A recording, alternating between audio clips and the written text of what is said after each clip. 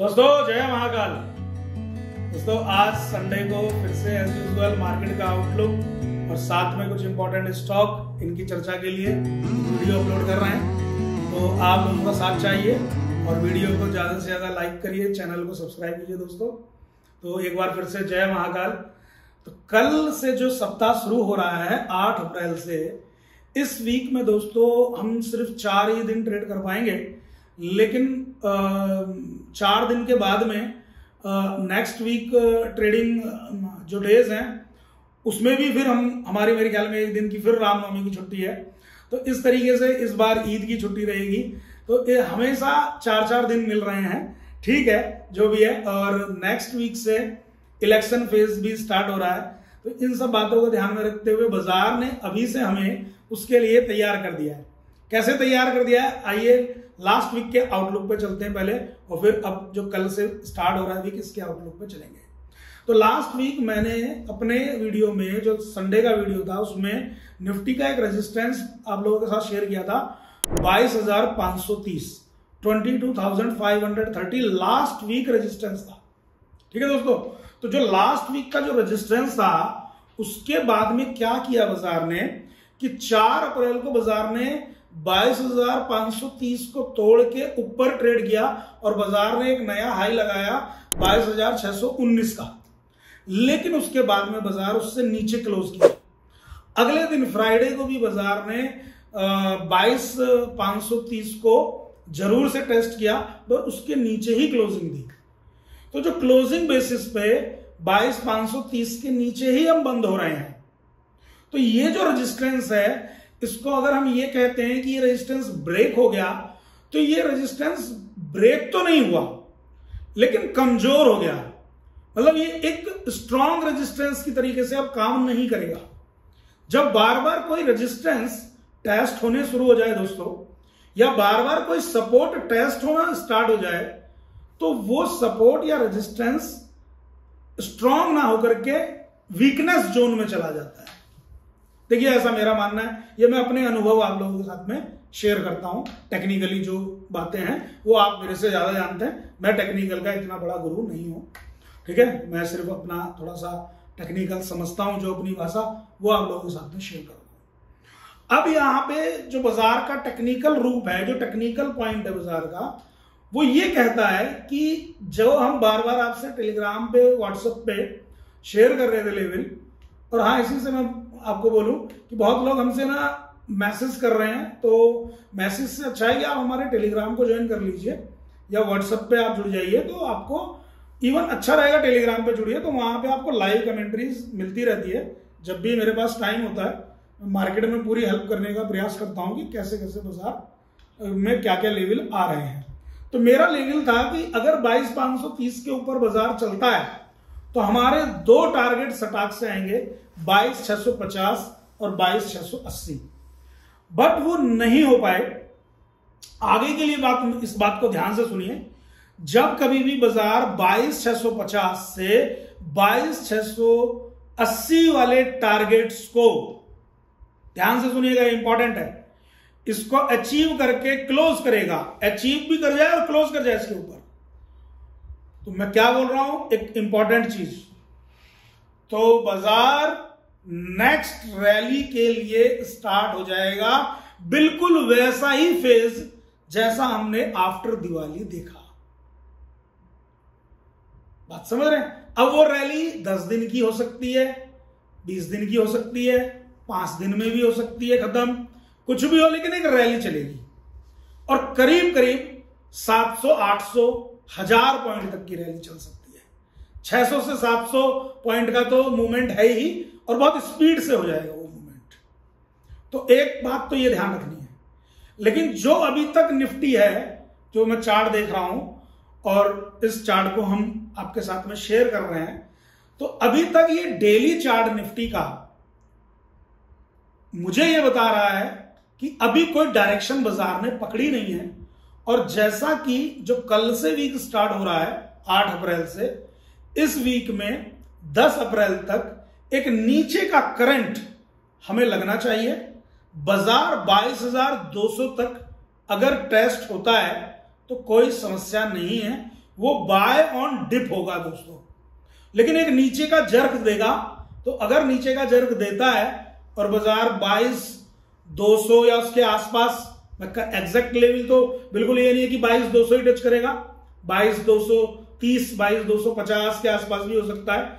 तो bye on dip का ही opportunity है ये, कोई ऐसी भयंकर करेक्शन अभी यहां नहीं है। लेकिन एक नीचे के झटके लगने के जो प्रयास हैं वो दोस्तों आपको मैं बता दूं, इस अप्रैल में 2-3 बार ऐसा करेगा। जैसे कि अभी हमारे पास में 3 वीक की ट्रेडिंग सेशंस हैं अप्रैल में, तो तीनों वीक में से करीब 2 वीक इस तरीके की जर्किंग वाले वीक रहेंगे। ये कारण क्या है कि अब बाजार इलेक्शन फेज में आ गया है। जो इलेक्शन फेज का 13 तारीख से जो सिनेरियो चलेगा लोकसभा चुनाव का, वहां से अब ट्रेडिंग वॉल्यूम ज्यादा रहेंगे as compare to delivery volume.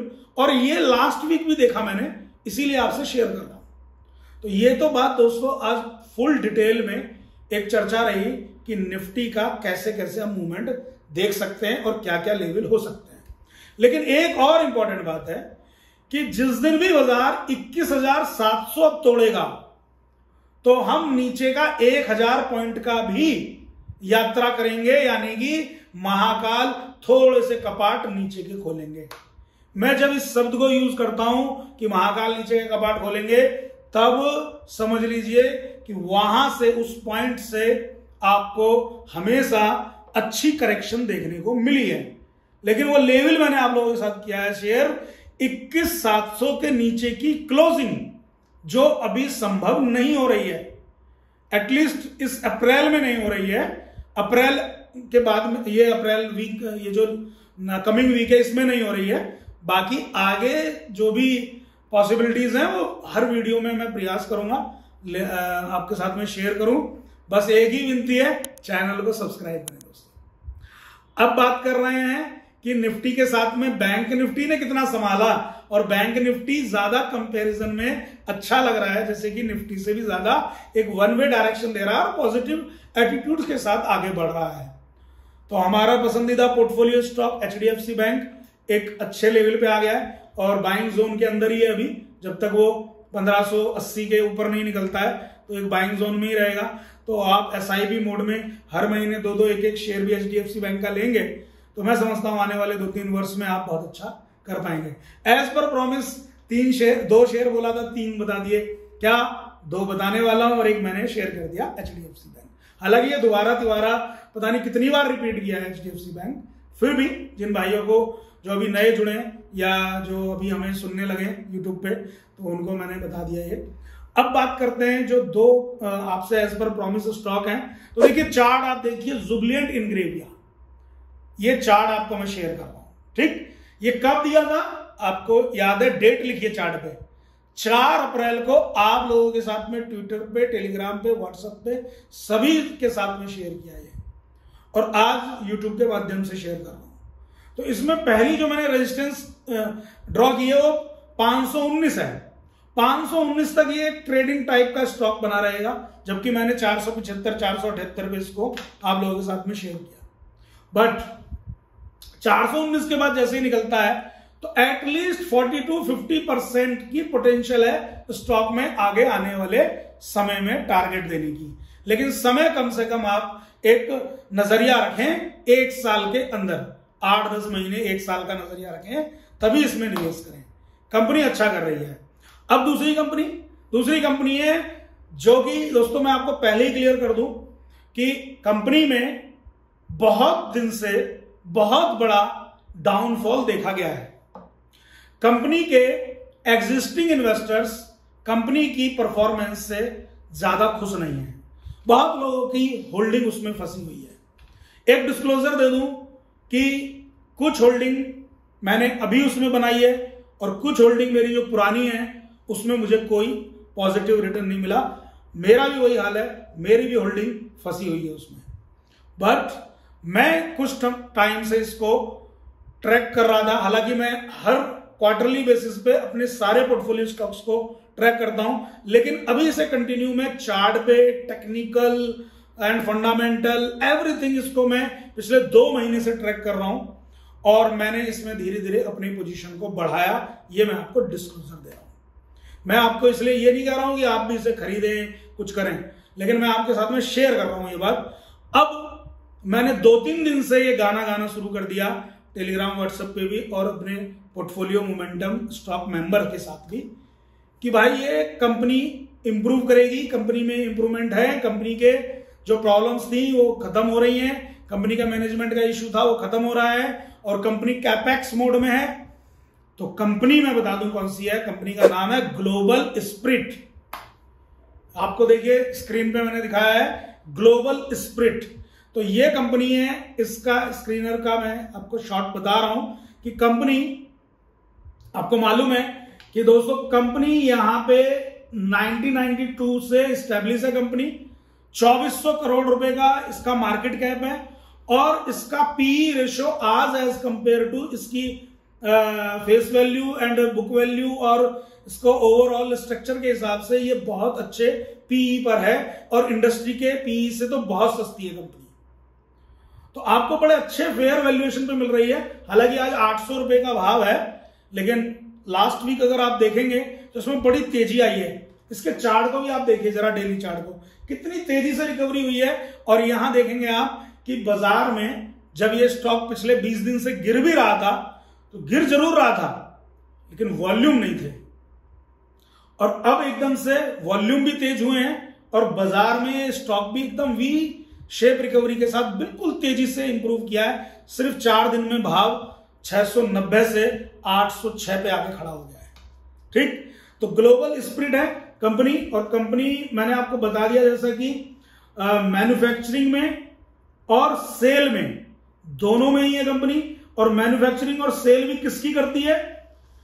Indian made liquor business, Indian made liquor business, foreign made liquor business, sanitiser, alcohol, इन सब में कंपनी एक अच्छी प्लेयर है।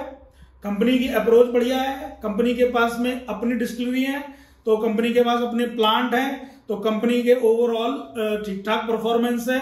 अगर हम इसका कैश फ्लो देखते हैं तो इंप्रूविंग मोड में भी शुरू हुआ है। इसके P&L को देखते हैं तो सेल्स इसकी अब बढ़ने लग रही है, प्रॉफिट इसका बढ़ने लग रहा है, तो इंप्रूविंग मोड में है कंपनी। लेकिन मैंने बोला कि पिछले 1-1.5 साल में कंपनी ने निराश किया है अपने शेयर प्राइस को लेकर। आने वाले टाइम में ये एक अच्छा स्टॉक साबित हो सकता है। तो पहला टारगेट हमारा 1250, दूसरा टारगेट हमारा 1700, और आगे मैं नहीं और ज्यादा बोलूंगा, समझदार को इशारा काफी है कि कुछ क्वांटिटी आप इसे लेके रखें, आने वाले 4-5 साल के लिए पोर्टफोलियो स्टॉक बना सकते हैं। अब दोस्तों एक बात और कहना चाहूंगा कि जब भी मैं इस तरीके का कोई लिकर स्टॉक यूज करता हूं या बताता हूं या शेयर करता हूं, इसको स्टडी करता हूं, तो कुछ हमारे जो जैन साहब हैं, जो हमारे कुछ क्लाइंट हैं, तो वो कहते हैं नहीं हम नहीं खरीदेंगे इसको। 1-2 हमारे मुस्लिम फ्रेंड है, वो भी बोलते हैं मैं नहीं इन्वेस्ट करूंगा इसमें। तो दोस्तों उनके लिए और अच्छे स्टॉक है, इसीलिए मैंने जुबिलेंट इनग्रेविया बता दिया, इसलिए मैंने HDFC बैंक भी शेयर किया, और आने वाले वीक्स में मैं और अच्छे स्टॉक्स भी लेके आऊंगा, जैसा कि मैं हमेशा शेयर करता हूं आपके साथ में। लास्ट वीक भी करा, डीमार्ट, टाटा केमिकल, अच्छे स्टॉक चल रहे हैं। ट्रेंड शेयर किया, ABFRL शेयर किया आपके साथ में, और अभी जो केमिकल स्टॉक्स हैं उनमें तो आप देख ही रहे हैं कि काफी इंप्रूवमेंट आ ही रहा है। तो केमिकल स्टॉक में आज भी शेयर किया, उनसे बताया आपको कि इस तरीके की ये स्टॉक्स हैं, और जिन्हें इसमें निवेश नहीं करना है ग्लोबल स्प्रिट में, वो ना करें, कोई दिक्कत नहीं है, क्योंकि सबको तो कोई भी बिजनेस या कोई भी मॉडल अच्छा नहीं लगता। तो जिनका जिसमें भी एक्सपोजर है वो उसमें अपना बनाए, और इस चैनल को जरूर से दोस्तों सब्सक्राइब कर लें। नेक्स्ट वेबिनार हम इसी YouTube पे लाइव लेके आएंगे दोस्तों बहुत जल्दी, तो उसमें भी जुड़िएगा, और इसी वीकेंड में प्लान करेंगे आफ्टर ईद। तो अपना ध्यान रखिए, अपनी अच्छी ट्रेडिंग करिए। जय महाकाल।